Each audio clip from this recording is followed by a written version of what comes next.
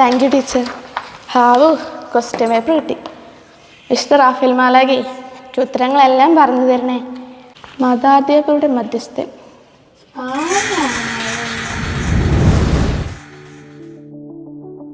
വിശുദ്ധ Charles Borromeo. അമ്മമാരുടെ മധ്യസ്ഥ. മോണിക്ക പുണ്യവതിയാണെന്നാ തോന്നണേ.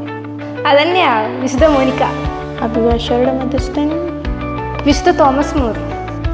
കേരള പഞ്ചക്ഷത എന്ന അപരനാമത്തിൽ അറിയപ്പെടുന്ന വിശുദ്ധ നമ്മുടെ സ്വന്തം മറിയം ത്രേസ്യ. കണ്ണുനീരിൻ്റെ പുത്രൻ അഗസ്തീനോസ് ആണോ? അതെ, വിശുദ്ധ അഗസ്തീനോസ് തന്നെയാണ്.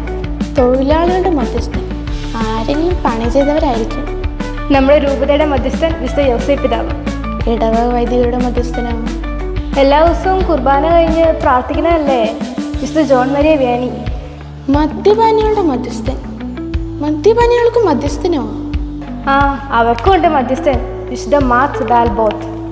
കേരള ചെറുപുഷ്പം എന്നറിയപ്പെടുന്ന വിശുദ്ധയോ? ഭാരതത്തിലെ ആദ്യത്തെ വിശുദ്ധ അൽഫോൺസ് അമ്മ.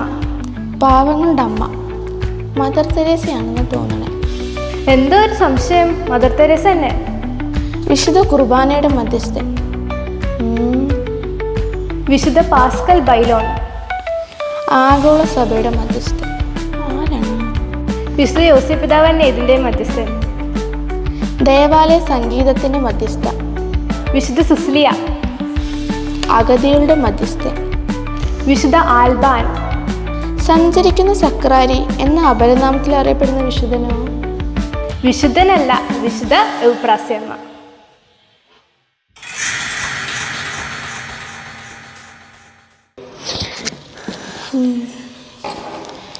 പഠിച്ചിട്ട് വരായിരുന്നു.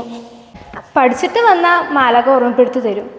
പഠിക്കാണ്ട് വന്നാൽ മാലാഖയ്ക്കൊന്നും ചെയ്യാൻ പറ്റത്തില്ല. ഇനി പരീക്ഷയ്ക്ക് പഠിച്ചിട്ട് വന്നോളൂ കേട്ടാ.